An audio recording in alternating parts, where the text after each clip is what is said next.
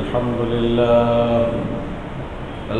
لله نحمده ونستعينه ونستغفره ونؤمن به ونتوكل عليه ونعوذ بالله من شرور أنفسنا ومن سيئات أعمالنا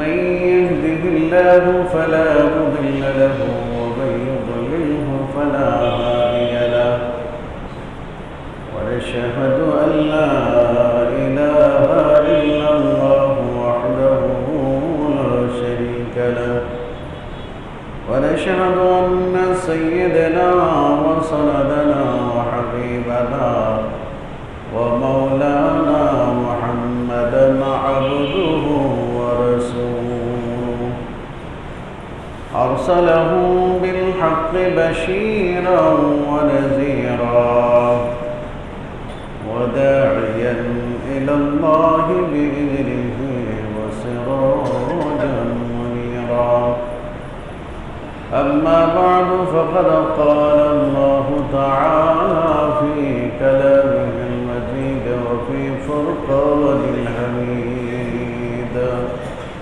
أعوذ بالله من الشيطان الرجيم بسم الله الرحمن الرحيم سبحان الذي أسرى بعبده ليلا من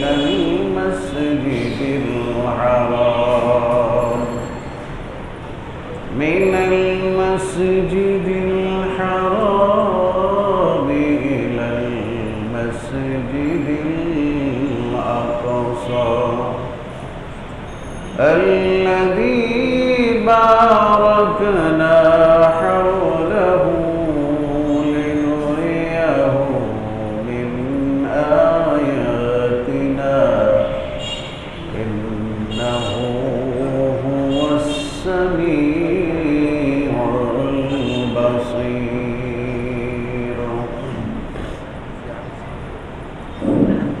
وقال تعالى والنجم إذا هوى ما ضل صاحبكم وما غوى وما ينطق عن الهوى إن هو إلا وحي يوحى علمه شديد القوى ذو مرة فاستوى. وقال رسول الله صلى الله عليه وسلم أشد البلاء على الأنبياء ثم الأمثل فالأمثل أو كما قال عليه الصلاة والسلام. صدق الله مولانا العظيم وصدق رسوله النبي الكريم ونحن على ذلك من الشاهدين والشاكرين والحمد لله رب العالمين.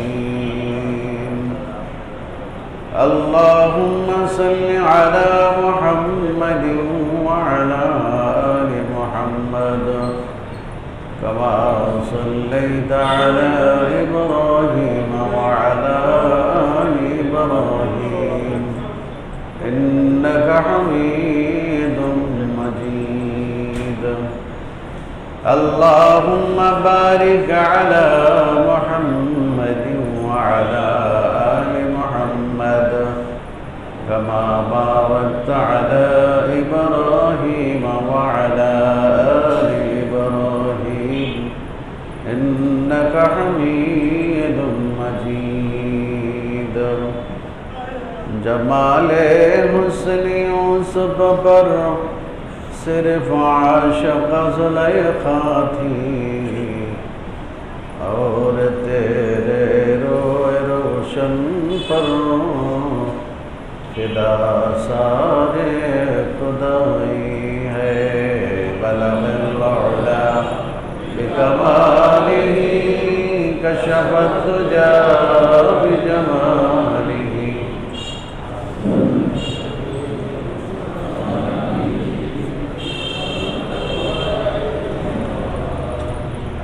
সৃষ্টির মাঝে তুমি চিরসুন্দর, সৃষ্টির মাঝে তুমি চিরসুন্দর, বদন চন্দ্র হতে উজ্জ্বলতর। বলগল উলা বিকমালিহি কশফত দুজা বিজমালিহি।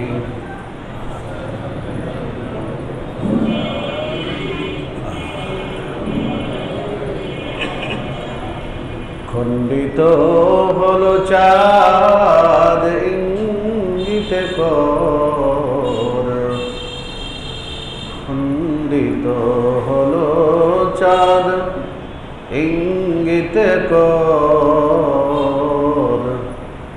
হুকুমে কালিমা পড়ে মুর্দা পাথর। বলগল উলা বিকমালিহি কশফত দুজা বিজমালিহি। حسنت جميع خصاله صلوا عليه وآله। سبحان الله وبحمده سبحان الله العظيم سبحان الله وبحمده سبحان الله العظيم سبحان الله وبحمده سبحان الله العظيم سبحانك لا علم لنا إلا ما علمتنا إنك أنت العزيز الحكيم اللهم بارك لنا في رجب وشعبان وبلغنا رمضان اللهم بارك لنا في رجب وشعبان وبلغنا رمضان اللهم بارك لنا في رجب وشعبان وبلغنا رمضان الحمد لله আরবি বর্ষ পরিক্রমায় মাস হিসেবে রজব মাস শেষ প্রান্তে এসে পৌঁছে গেছে। রজবের শেষ জুমা, মাহে রমজানের পবিত্র পদধ্বনি আমরা শুনতে পাচ্ছি। রজব মাসে এক অনন্য বৈশিষ্ট্য হল রাসূল করিম সাল্লাল্লাহু আলাইহি ওয়াসাল্লাম মাহে রমজান পাওয়ার জন্য রজব মাস থেকেই প্রস্তুতি গ্রহণ করতে শুরু করতেন এবং এই মাস সরকার দো আলম রহমতুল্লিল আলমিনকে আল্লাহ তাআলা তার আরশ আজিমে তার সান্নিধ্যে দাওয়াত করে নিয়ে গিয়েছিলেন। ওই সময় যেই সময়ে রাসূল করিম সাল্লাল্লাহু আলাইহি ওয়াসাল্লাম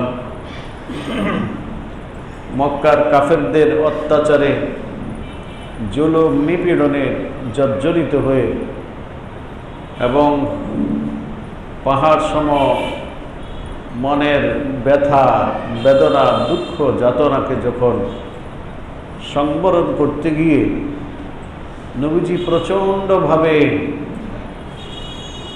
ব্যথিত ছিলেন। আর এই সময়ে আল্লাহ তাআলা নবী মুহাম্মদুর রাসূলুল্লাহ সাল্লাল্লাহু আলাইহি ওয়াসাল্লামকে সান্ত্বনা দেওয়ার জন্য এবং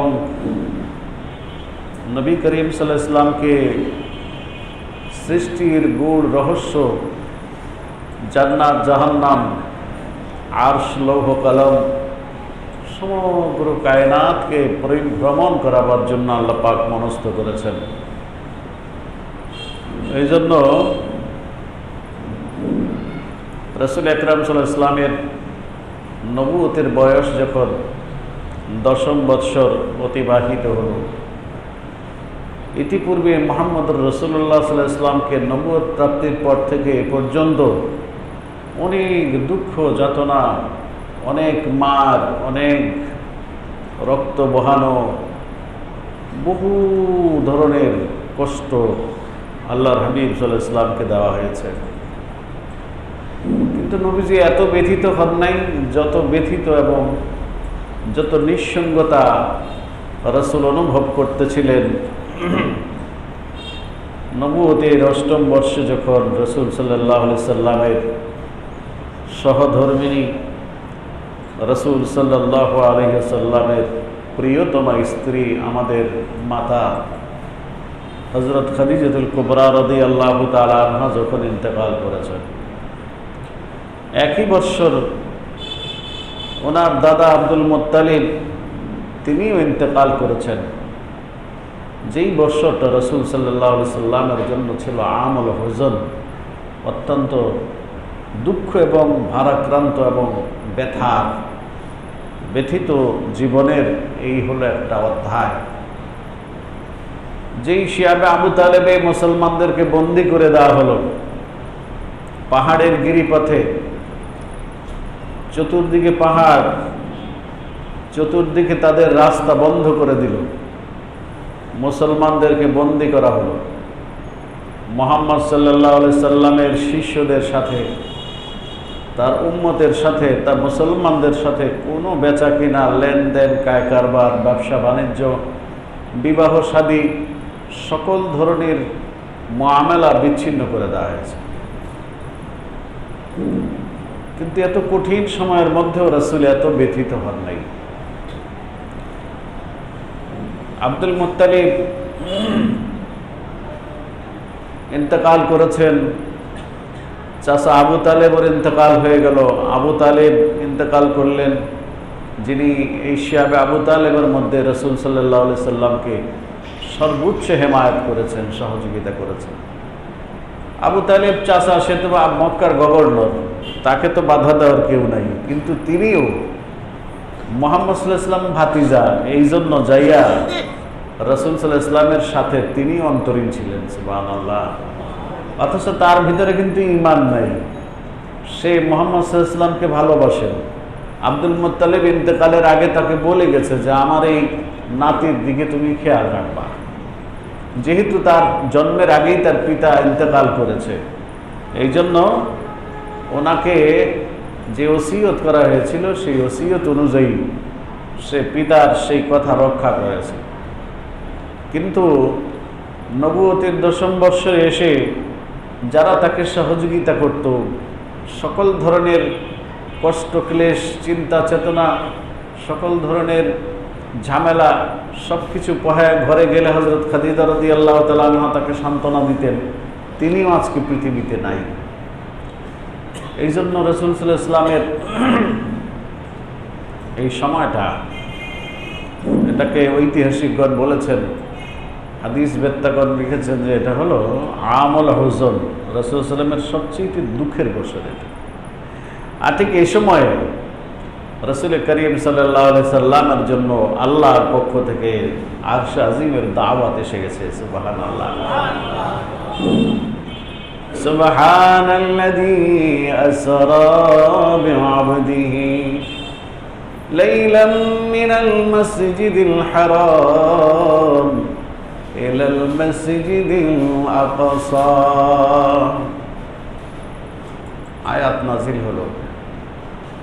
আল্লাহ রাব্বুল আলামিন জিব্রাইল এবং মিকাইল আলাইহিস সালাম দুজনকে পাঠাইলেন।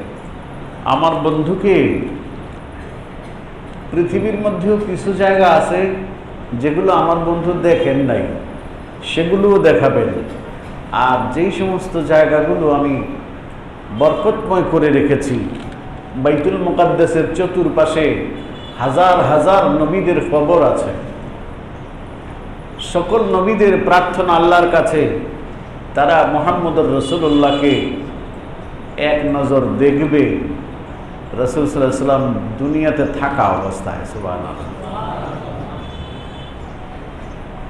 আত্মিকভাবে দেখুক, সরাসরি দেখুক, ওনাদের জীবদ্দশায় দেখতে পারেন নাই, যেহেতু তিনি সকল নবীর শেষ নবী, সব রাসূলের শেষ রাসূল। এই জন্য আত্মার জগৎ থেকে আল্লাহ পাক সমস্ত নবী রাসূলদেরকে বাইতুল মুকাদ্দাসে দাওয়াত দিয়ে দিয়েছেন। সুবহানাল্লাহ। আল্লাহর নবী শুয়ে আছেন হাতিমে কাবার পাশে অথবা হাজরে আসওয়াদের পাশে, নবীজি ঘুমিয়ে আছেন।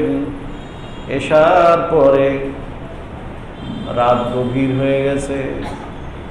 জিবরাইল এবং মিকাইল দুই ফেরেশতাকে আল্লাহ পাঠাইলেন, আমার বন্ধুকে নিয়ে আসো। তবে বন্ধুকে নেওয়ার আগে, ওনাকে ভ্রমণ শুরু করার আগে স্বাস্থ্যটা পরীক্ষা করে নিও, কারণ বাইতুল মুকাদ্দাসে আসলেই হবে না, বাইতুল মুকাদ্দাস থেকে আবার আরশ আজিম পর্যন্ত আসবে, এই জন্য ওনার স্বাস্থ্যটা পরীক্ষা করা দরকার। তাই ওনাকে সবটা সদর করতে হবে। সকল প্রস্তুতি নিয়েই দুজন ফেরেশতা আসছেন, কিন্তু এসে দেখলেন আল্লাহ নবী ঘুমিয়ে আছেন। জাগাবে কেমন করে? জিবরাইল মিকাইলকে বলে, মিকাইল তুমি ডাক দাও। মিকাইল বলে, ভাই আপনি হলেন আমাদের সকলের সর্দার, আপনি ডাক দেন। নবী মুহাম্মদুর রাসূলুল্লাহকে ডাক দেওয়ার মতো এত বড় আসপরদা, এত বড় ফেরেশতারাও দেখাইতে পারে না। জিবরাইল আমিন কইতেছে, নবীজিকে ডাক দিয়ে ঘুম থেকে জাগাবো, এই সাহসটাই তো আমার হয় না। সুবহানাল্লাহ। তাহলে কি করা যায়? কত বড় ফেরেশতা, 6টা পাখা যদি মেলে দেয়, 600 পাখা মেলে পৃথিবীতে জায়গা হয় না। জান্নাতে আল্লাহ পাঠাইলেন জিবরাইলকে, জিবরাইল যাও, আমি আমার হাবিবের উম্মতের জন্য কেমন জান্নাত বানাইছি একটু দেখে আসো। জিবরাইল আলাইহিস সালাম 600 পাখা মেলে দিলেন। আল্লাহ এত বড় জায়গা পাইছি, আর তো কোথাও এত বড় জায়গা পাই না। সুবহানাল্লাহ। কি জান্নাত বাংলা তুমি বানাইলা গো আল্লাহ। মন ভরে 70,000 বছর পর্যন্ত দৌড়াইলো। সুবহানাল্লাহ। কিন্তু দৌড়াতে দৌড়াতে জান্নাতের কোনো কুল কিনারা পায় না। অস্থির হয়ে গেছে। সেও তো প্রাণী, তারও তো প্রাণ আছে। বুঝতে পারলো জান্নাতের কুল কিনারা পাওয়া যাবে না। 1000 বছর পরে আল্লাহর দরবারে এসে বলতেছে, আল্লাহ আমি আসছি, জান্নাত দেখছো? বলে হ্যাঁ জান্নাত দেখছি। কত বড় আমার জান্নাত? বলে আল্লাহ পাক আপনার জাতে পাকের কসম, জান্নাত কত বড়, আমি জিবরাইল 600 পাখা মেলে দিয়েছি, যেটা পৃথিবীতে কখনো মেলতে পারি না, আসমানেও মেলতে পারি না। এত বড় পাখা আমার, 2টা পাখা মেলে দিলে তামাম পৃথিবী ঢেকে যায়। সুবহানাল্লাহ। কি বানাইছে আল্লাহ! আল্লাহু আকবার, আল্লাহু আকবার। আল্লাহ সবচেয়ে বড়, আল্লাহ সব পারেন। জিবরাইল বলতেছেন, আল্লাহ আমি জান্নাত দেখতে দেখতে দেখতে দেখতে এত লম্বা সময়, কোন রিওয়ায়াতে আসছে 40,000 বছর দৌড়াইছি, খালি দৌড়াইছি। এত লম্বা সময় দেখে এসে বলতেছে, মাত্র একটা খুঁটি দেখছি খালি। সুবহানাল্লাহ।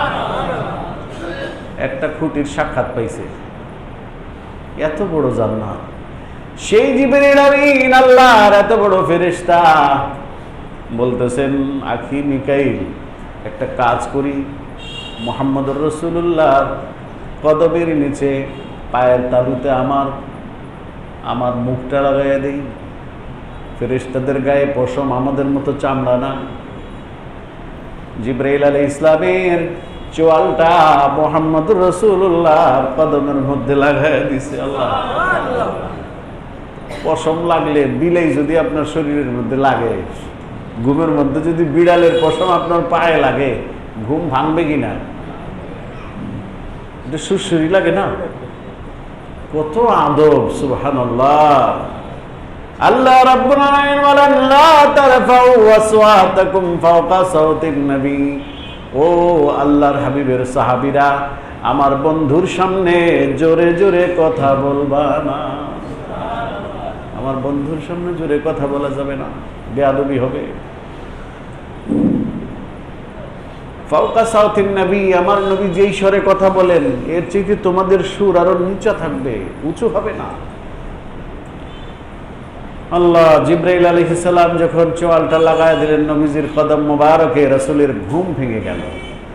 নবীজি জেগে উঠলেন, বসলেন, আল্লাহর শুকরিয়া আদায় করলেন। দুই ফেরেশতাকে দেখে রাসূল সাল্লাল্লাহু আলাইহি সাল্লাম উভয়ের মধ্যে সালাম বিনিময় হলো। জিবরাইল আলাইহিস সালাম বলতেছেন, ইয়া রাসূলুল্লাহ, কিছুদিন যাবত আপনার নিঃসঙ্গতা, হৃদয়ের মর্মস্পর্শিতা, আপনার মনের মধ্যে ব্যথা বেদনা সব কিছু আল্লাহ পাক দেখতেছেন। দেখেন কিনা? কত কষ্ট নিয়ে মসজিদের মধ্যে এসে শুয়ে রয়েছে। নিজের স্ত্রী চলে গেল, হযরত ফাতেমা ছোট্ট বাচ্চা, তখন ঘরের মধ্যে একটা এতিম বাচ্চা রেখে চলে গেছে। 4টা মেয়ে, এর আগে 3টি ছেলে সন্তান হয়েছে, সবার ইন্তেকাল হয়ে গেছে। এদিকে চাচা আবু তালেবের ইন্তেকাল হয়ে গেছে, কি নিঃস্ব জীবন হয়ে গেল। এদিকে সাহাবায়ে কেরাম মার খেতে খেতে খেতে খেতে একদল সাহাবায়ে কেরাম মক্কা ছেড়ে আবেশিনিয়ায় চলে গেলেন। আল্লাহু আকবার। আজকে আমরা অত্যন্ত সহজভাবে ইসলাম পেয়ে গেছি। মুহাম্মদ আরবি সাল্লাল্লাহু আলাইহি সাল্লাম কত কষ্ট করে আমাদের জন্য এই জান্নাতের সুসংবাদ আমার জন্য আপনার জন্য রেখে গেছেন। আমরা আজকে অন্তর ভরে কালেমা পড়তে পারি, কোরআন পড়তে পারি, আল্লাহকে ডাকতে পারি। মাহে রমজান আসছে, আমরা রোজা রাখতে পারবো। কিন্তু সাহাবায়ে কেরাম রোজা রাখলে তাদেরকে জোর করে ধরে কাফেররা মুখের মধ্যে খাবার ভরে দিত। কিসের রোজা? আহা আল্লাহ। জিবরাইল আলাইহিস সালাম বলতেছেন, আল্লাহ পাক আপনাকে, আল্লাহ পাকের বাড়ি আরশে আজিমে দাওয়াত করেছেন। আমরা 2 ভাই এসেছি আপনাকে নিয়ে যাওয়ার জন্য। সুবহানাল্লাহ। ইয়া রাসূলুল্লাহ, আসমানে ঘোষণা হয়ে গেছে, যার ওসিলায় ফেরেশতা বানাইলো আল্লাহ তাআলা, সমস্ত ফেরেশতারা আসমান অপেক্ষা করছে। যেই ওসিলায় আসমান জমিন পয়দা হয়েছে, সমস্ত কায়নাত খবর পেয়ে গেছে মুহাম্মদুর রাসূলুল্লাহ আজকে আল্লাহর বাড়িতে যাচ্ছে। আল্লাহ, এখন আপনাকে একটু প্রস্তুত করতে হবে। রাসূল সাল্লাল্লাহু আলাইহি সাল্লামকে বললেন, ইয়া রাসূলুল্লাহ, আপনি শুয়ে পড়লে একটু ভালো হয়। রাসূল সাল্লাল্লাহু আলাইহি সাল্লাম শুয়ে পড়লেন। এরপরে জিবরাইল আলাইহিস সালাম স্বাস্থ্য পরীক্ষা করছেন।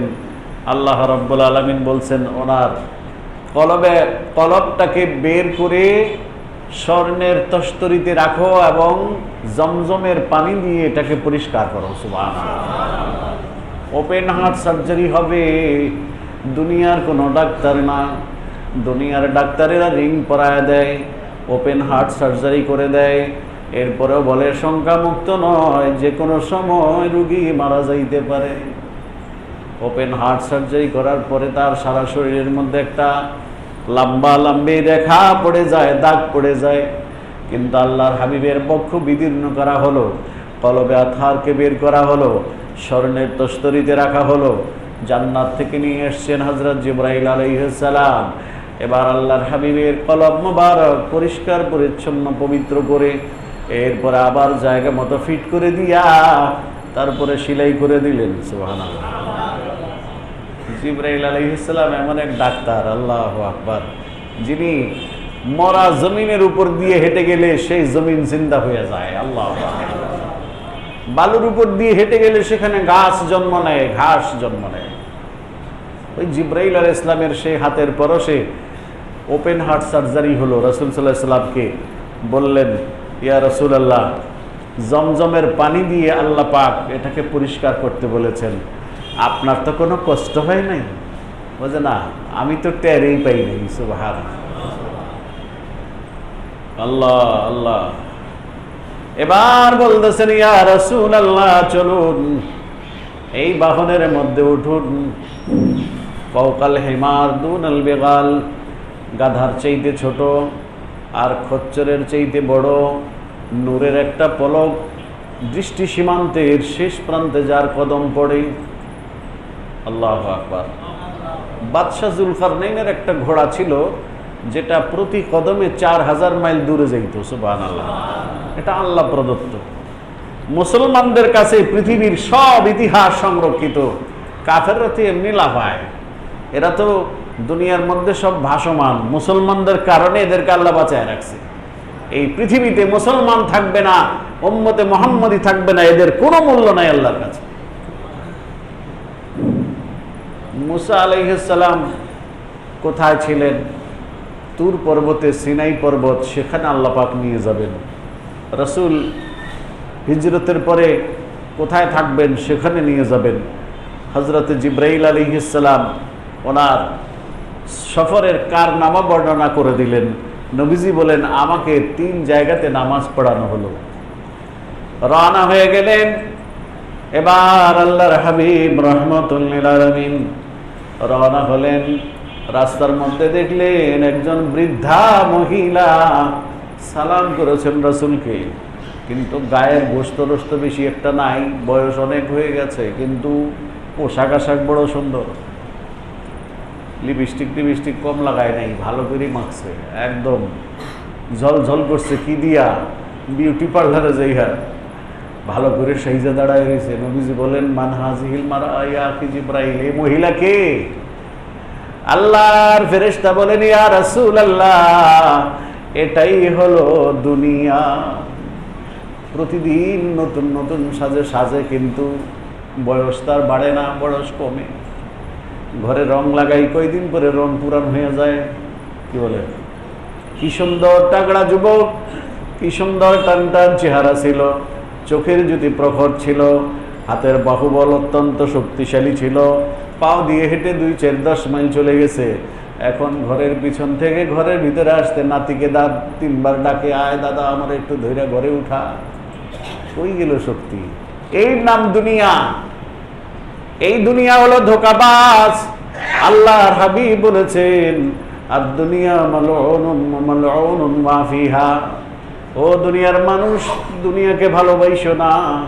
এই দুনিয়া হলো অভিশপ্ত। দুনিয়া মানুষকে ভালোবাসা দেয়, কিছুদিন পরে আবার ভালোবাসা কেড়ে নিয়ে তাকে কবরে নামায় দেয়। যে দুনিয়ার জন্য আমরা পাগল হয়ে গেছি। জিবরিল আমিন বললেন, ইয়া রাসূলুল্লাহ, সামনে চলুন। সামনে চলতে চলতে সিনাই পর্বতে চলে গেলেন। ইয়া রাসূলুল্লাহ, এই জায়গাতে মুসা আলাইহিস সালাম আল্লাহর সাথে দাঁড়িয়ে কথা বলতেন। এই জায়গাতে 2 রাকাত নামাজ পড়ুন, আমরাও পড়ব। কয় রাকাত? 2 রাকাত। 2 রাকাত নামাজ পড়লেন। এরপরে চলে গেলেন ইয়াসরাব। ইয়াসরাবে যায় দেখলেন চতুর্দিকে শুধু খেজুর বাগান আর খেজুর বাগান, যেটাকে আল্লাহর হাবিব পরে নাম দিলেন মদিনা। এখানে 2 রাকাত নামাজ পড়ে নিন। বলে, কেন? এই জায়গায় নামাজ পড়ার কারণ কি? বলে, এই জায়গায় নামাজ পড়ার কারণ হলো, এই জায়গাটাতে হিজরতের পরে এসে আপনি আস্তানা বানাইবেন। এটাই আপনার ঘাঁটি। সব নবীদেরকে সংবাদ দেওয়া হয়েছে যে মুহাম্মদুর রাসূলুল্লাহ সাল্লাল্লাহু আলাইহি ওয়াসাল্লাম এমন এক জায়গাতে গিয়ে নিজের শেষ ঠিকানা করবেন, যেটা হবে খরজুর বাগান, খরজুর বৃক্ষ বেষ্টিত এমন একটা পত্র পল্লবে ঢাকা, এবং ইহুদিদের বসবাস হবে সেখানে বেশি। বনি আউস, বনি খাজরাজ, এরা এখানে বসবাস করত। এবার রওনা হলেন বাইতুল্লাহর দিক, বাইতুল মুকাদ্দাসের দিকে চলে গেলেন। সেদিকে যাইয়া বাইতুল মুকাদ্দাসে ঢোকার আগে একটা জায়গাতে জিবরাইল আমিন বললেন, ইয়া রাসূলুল্লাহ, এখানে 2 রাকাত নামাজ পড়েন। বলে, এটা আবার কোন জায়গা? বলে, এটা হলো হযরতে ঈসা নবীনা আলাইহিস সালাতু ওয়াস সালামের জন্মস্থান। এখানে 2 রাকাত নামাজ পড়েলেন, আমরাও পড়ি। তারপরে চলে গেলেন বাইতুল মুকাদ্দাস। যাইয়া এমন সময় পৌঁছলেন, সুবহানাল্লাহ বিহামদি, ফজরের নামাজের আগে এশার পরে, তার মানে হলো কি তাহাজ্জুদের টাইম। এখনো কোনো মুসল্লি মসজিদে আসে নাই। বাইতুল মুকাদ্দাস এশার নামাজের পরে মুসল্লিরা চলে যাওয়ার পরে খাদেমরা বন্ধ করতে চাইছে, কোনো দরজা জানালা বন্ধ করতে পারে নাই। সিরাতে মোগলাতাইতে আসছে, হাবিবালাতে আসছে যে ওরা অনেক চেষ্টা করে দরজা বিশেষজ্ঞ মিস্ত্রি আনছে, তারাও লাগাইতে পারে না। আল্লাহ রাব্বুল আলামিন ফেরেশতাদেরকে বলে দিলেন, ফেরেশতারা আমার হাবিব আসতেছে, 2,24,000 পয়গম্বর সবাই আমার কাছে আবেদন করেছে মুহাম্মাদুর রাসূলুল্লাহর পিছনে 2 রাকাত নামাজ পড়বে। এই জন্য আজকে মসজিদ খোলা থাকবে, বন্ধ করা যাবে না। জান্নাতি পরিবেশ কায়েম করে দাও। সব নবী পয়গম্বররা আসছেন। রাস্তার মধ্যে আসার সময় নবীজি দেখলেন মুসা নবীর কবর। মুসা নবীর কবরের ভিতরে নবীজি হযরত মুসা নবী দাঁড়ায় দাঁড়ায় নামাজ পড়তেছেন। সুবহানাল্লাহ। জিবরাইল আলাইহিস সালামকে দেখছেন নবীরা এখনো কবরে নামাজ পড়ে। সুবহানাল্লাহ। নামাজ একটা এমন ইবাদত যেটা আল্লাহর সাথে বান্দার সমস্ত 70,000 নূরের পর্দা সরে যায়, এমন ইবাদত নামাজের মধ্যে বান্দার মাঝে আর আল্লাহর মাঝে কোনো পর্দা থাকে না। সুবহানাল্লাহ। বললেন এরা যে নামাজ পড়ে কোনো লাভ হইব? কয় যে না, এই মৃত্যুর পর থেকে নামাজ পড়তেই আছে, কিয়ামত পর্যন্ত পড়বো, মজা পায় এই জন্য পড়ে, কিন্তু কোনো লাভ নাই। সুবহানাল্লাহ। আর দুনিয়ার জমিনের উপরে 1 রাকাত নামাজ পড়লে, একটা সিজদা দিলে, সিজদাতুন ওয়াহিদাতুন খায়রুম মিনাদ দুনিয়া ওয়া মা ফিহা। আল্লাহর হাবিব বলেন একটা সিজদা দুনিয়া এবং দুনিয়ার মধ্যে যা আছে সবচেয়ে উত্তম। সুবহানাল্লাহ। আল্লাহ সব নবীরা এখানে হাজির হয়েছে। নবীর পিছনে 2 রাকাত, রাসূলের পিছনে নামাজ পড়বেন। জিবরাইল আলাইহিস সালাম আয়েশা বোরাকটারে বাঁধলেন একটা পাথরের সাথে। ওই পাথরের সাথে সুলাইমান আলাইহিস সালাম ওনার ঘোড়া বাইন্ধে রাখতেন। ইতিপূর্বে সব নবী পয়গম্বর এটা ব্যবহার করছেন। নবীজি বললেন আমাকে একটু পানি দেন, আমি একটু ওযু করে নেই। রাসূল সাল্লাল্লাহু আলাইহি সাল্লামকে পানি দেওয়া হলো, উনি ওযু করলেন, পানিগুলো গড়াইতেছিল। রাসূল সাল্লাল্লাহু আলাইহি সাল্লাম 27 বছর পার করে এসে দেখতেছেন পানি এখনো গড়াইতেছে। সুবহানাল্লাহ। কেউ কেউ বলেন যে বাইতুল মুকাদ্দাসে সেই এই পাথর, এটা ঝুলন্ত পাথর, এটার উপরেও কিছু নাই নিচেও কিছু নাই, এটা ঝুলন্ত। এটার উপর দাঁড়ায় রাসূল বুরাকের উপর সাওয়ার হয়েছেন। সুবহানাল্লাহ। ওই পাথরের পাশে নবীজি ওযু করেছেন, ওই পানিটা মনে হয় যেন এখনো গড়াইতেছে। বিবি হাজেরা সাফা মারওয়ায় দৌড়াইছেন পানির আশায়। এখনো হাজী সাহেবরা গিয়েছেন, দেখে আসছেন সাফা পাহাড়ের মধ্যে, মারওয়া পাহাড়ের মধ্যে গেলে মনে হয় যেন এখনো পানি। আমি মনে করছি হাজী সাহেবরা মনে হয় পানির মুখ ধুইয়া জায়গাটারে নোংরা করছে পানি, এই জন্য আমি প্রথম 2-3 বছর আমি যাইনি ওখানে, মানে ঘুরে চলে আসতাম, ওই জায়গাটাতে যাইনি যেখানে হযরত হাজেরা পানি দেখছেন। সত্যি কথা। পরে একবার কইলাম যে আচ্ছা ওরা পানি ফেলায়, আমিও ফেলাম ওই জায়গায় পানি। যাই দেখি যে আস্তা শুকনা জায়গা, কোনো পানি নেই। সুবহানাল্লাহ। এখনো বাতির আলোতে মনে হয় যেন পানি ঝলঝল করতেছে। সুবহানাল্লাহ। তো রাসূল সাল্লাল্লাহু আলাইহি সাল্লাম সেখানে জিবরাইল আলাইহিস সালাম আযান দিলেন, 2 রাকাত নামাজ পড়লেন। নামাজ কে পড়াবে? জিবরাইল আলাইহিস সালাম আল্লাহর হাবিবের হাত মোবারক ধরে সামনে বাড়াইয়া বললেন, ইয়া রাসূলুল্লাহ, আজকে तमाम পয়গম্বরেরা নবী রাসূল এখানে আসছে, আপনার চাইতে বড় বরগজিদা করে আল্লাহ কাউকে বানায় নাই। এই জন্য আপনি ছাড়া এখানে ইমামত করার কারো দক্ষতা নাই। আপনি নামাজ পড়াবেন, আপনার পিছনে 2 রাকাত নামাজ পড়ে আপনাকে আল্লাহ পাক খেতাব দিয়েছেন, একটা উপাধি দিয়েছেন, আপনি ইমামুল মুরসালিন। ইমামুল, সমস্ত নবী রাসূলদের আপনি হলেন ইমাম। আজকে সেটা বাস্তবতায় রূপ নিতে যাচ্ছে। সুবহানাল্লাহ। আল্লাহ নবীজি কোথায় যাবেন? মেরাজে। কোথায় যাবেন? ইসরা শেষ, মেরাজ শুরু হবে। নবীজিকে রাসূল সাল্লাল্লাহু আলাইহি সাল্লামকে জিবরাইল আলাইহিস সালাম বললেন, ইয়া রাসূলুল্লাহ, নামাজ শেষ হয়েছে, এখন আমরা আল্লাহর দরবারের দিকে রওনা হই।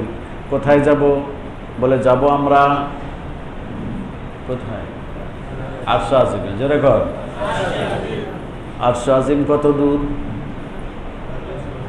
কোন হিসাব রক্ষক আজ পর্যন্ত হিসাব দিতে পারে নাই। প্রথম জমিন থেকে প্রথম আসমান 500 বছরের রাস্তা, এরপরে আবার 500 বছর পর্যন্ত হলে আসমান আর আসমান, আসমান আর আসমান, এরপরে আবার খালি, তারপরে দ্বিতীয় আসমান। দ্বিতীয় আসমান এত বড়, এটা আবার 500 বছর লাগবে পার হইতে।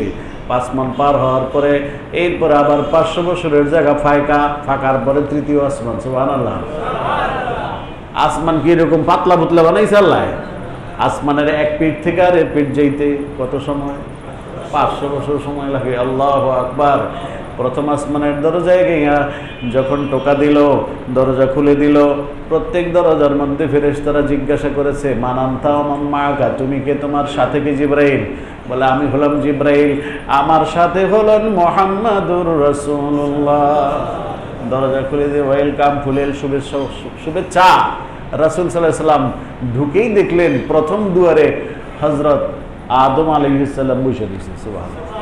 সংক্ষেপ বলছি, এভাবে সব আসমান পার হয়ে গেলেন। চতুর্থ আসমানে যে দেখেন, চতুর্থ আসমান আল্লাহ পাক সূর্য আটকায় রাখছেন। সূর্য পৃথিবীর যত যে বড় মগা বিজ্ঞানী, সে তত বড় মগা। এখনো বিজ্ঞান কিছুই আবিষ্কার হয় নাই। রাসূল সাল্লাল্লাহু আলাইহি সাল্লাম কি দেখছেন, কোরআনে কি আছে, হাদিসে কি আছে, মুসলমানদের কাছে কি আছে, এগুলো সম্পর্কে তারা চিন্তাও করবে না, কল্পনাও করতে পারবে না। জিবরাইল আলাইহিস সালাম বলতেছেন, ইয়া রাসূলুল্লাহ, সূর্যটাকে আল্লাহ চতুর্থ আসমানে ফিট করে রাখছেন, আর এটা দিয়ে সারা পৃথিবী চালাইতেছেন। সুবহানাল্লাহ। আমরা দেখি সকালে সূর্য উদিত হয়, সন্ধ্যাবেলা অস্ত যায়। হ্যাঁ, আল্লাহু আকবার। সকালবেলা উদিত হয়, সন্ধ্যাবেলা অস্ত যায়। ওয়াক্তিলাফিল লাইলি ওয়ান নাহারি লাআয়াতুল লিউলিল আলবাব। আল্লাহ কয় যে সকাল সন্ধ্যা রাত দিন হয়, এগুলো হলো জ্ঞানী ব্যক্তিদের জন্য বুঝার বিষয়। এগুলো পৃথিবীর কেউ পারবে না একমাত্র আল্লাহ ছাড়া। সুবহানাল্লাহ। আল্লাহ ছাড়া কেউ পারবে? রাসূল সাল্লাল্লাহু আলাইহি ওয়াসাল্লামকে বলতেছেন, ইয়া রাসূলুল্লাহ, এই সূর্যের মুখটা কিন্তু আল্লাহ উপর দিকে দিয়ে রাখছেন। এই অগ্নিগোলক, অগ্নি জগৎকে পেরিয়ে উপরে যাওয়ার ক্ষমতা পৃথিবীর কারো নাই। বর্তমান বিজ্ঞানীরা মহাশূন্য থেকে তাদের টেলিস্কোপ ফিরে গেছিল সূর্যের দিকে, পারে নাই। বলেছে যদি আমরা সূর্যের দিকে এটা ফিরাই, তাহলে আমাদের সব ক্যামেরাগুলো জ্বলে পুড়ে ছারখার হয়ে যাবে। কোনো ক্ষমতা নেই। তারা আরেকটি গ্রহ আবিষ্কার করেছে, যেখানে সেই গ্রহের ভিতরে কোটি কোটি সূর্য দেখা যাচ্ছে। তোমরা খালি আন্দাজ করে করে কিছু কইবা, আর আমরা কোরআন হাদিস দেখে বাস্তবটা বলবো। সুবহানাল্লাহ। ইয়া রাসূলুল্লাহ, সূর্যের আলো যদি পৃথিবীতে না যায়, দুনিয়াতে কোনো গাছ পাতা তরুলতা কিছুই হবে না, মানুষের খাদ্য জন্মাবে না, চাউল হবে না, গম হবে না, আপেল হবে না, আঙ্গুর হবে না, কিছুই হবে না। আর এই সূর্য যদি আল্লাহ নামায় দেয়, তাহলে সব পুড়ে ছারখার হয়ে যাবে। আর চন্দ্রকে আল্লাহ পাক দিয়েছেন, এই চন্দ্র দিয়ে আল্লাহ পাক তামাম কায়নাতের জন্য শুধু আলোর ব্যবস্থা করেন নাই, পৃথিবীর সব মানুষের জিন জাতির খাদ্য সবগুলোর ভিতরে পরিপক্কতা, মিষ্টি এবং চুকা, কোনোটা টক, কি বলে, যেটা দরকার এই চাঁদের আলো থেকে সেটা হচ্ছে। সুবহানাল্লাহ। চলে গেলেন সপ্তম আকাশে। কোন নবী কোন আকাশে আছেন এটার একটা ফিরিস্ত আছে, আয়াহুম ইব্রাহিম। এই প্রথম আসমানে আদম, দ্বিতীয় আসমানে ঈসা আলাইহিস সালাম, তৃতীয় আসমানে আইয়ুব আলাইহিস সালাম, চতুর্থ আসমানে মুসা আলাইহিস সালাম, ষষ্ঠ আসমানে মুসা আলাইহিস সালাম। এইরকম সপ্ত আসমানে কিন্তু হযরত ইব্রাহিম আলাইহিস সালাম একটা মসজিদের সামনে গাছের নিচে বসে রয়েছে। সুবহানাল্লাহ। এই লম্বা সফর চলছে, লম্বা সফর। এই লম্বা কথা বলতে তো লম্বা সময়ের দরকার।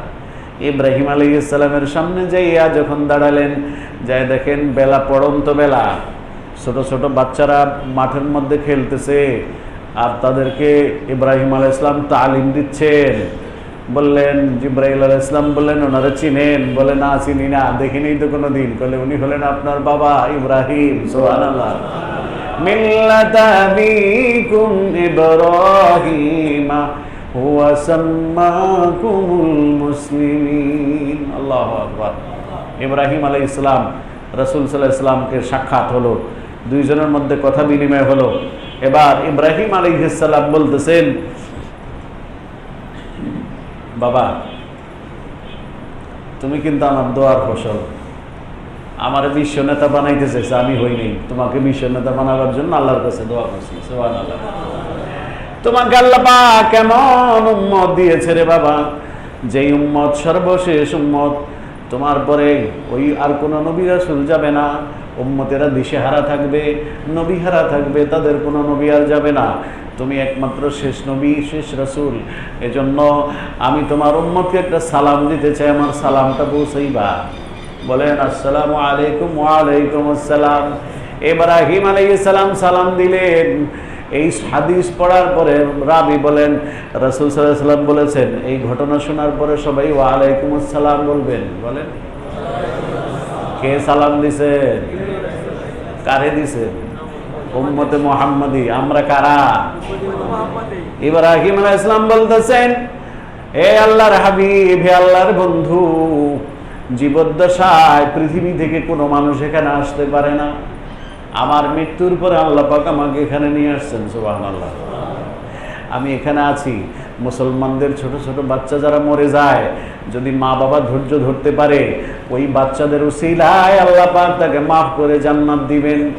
মুসলমানদের ছোট ছোট বাচ্চারা খেলাধুলা করে, আর সন্ধ্যা হতে বেশি বাকি নাই, আমি তাদের খেলাধুলাগুলো দেখতেছি, আমি তাদেরকে পাহারা দেই।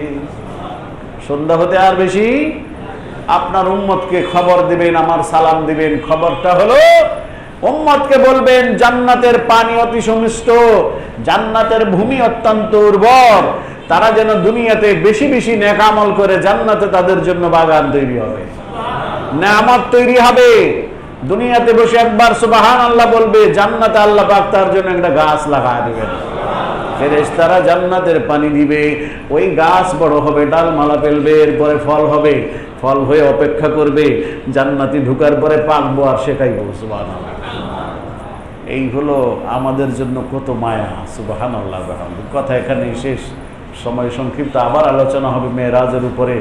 রাসূল সাল্লাল্লাহু আলাইহি ওয়াসাল্লাম এই সিদরাতুল মুনতাহা পর্যন্ত যাওয়ার পরে পরবর্তী ঘটনা কি হলো, কোরআনুল কারীম হাদিসে পাকের মধ্যে আসছে, আমরা সেই ব্যাপারে ইনশাআল্লাহ আলোচনা করব। রাসূল সাল্লাল্লাহু আলাইহি ওয়াসাল্লামকে আল্লাহ পাক সর্বোচ্চ সান্ত্বনা, সর্বোচ্চ পুরস্কার, সর্বোচ্চ আপনার সম্মাননা দেওয়ার জন্য আল্লাহ পাক এই দাওয়াত দিয়েছেন। সুবহানাল্লাহ। সুতরাং দুনিয়ার যত বড় বিজ্ঞানীরা বিজ্ঞান আবিষ্কার করুক, মহাশূন্যের উপরে যাইতে পারে না, আসমান তো বহু দূরের কথা।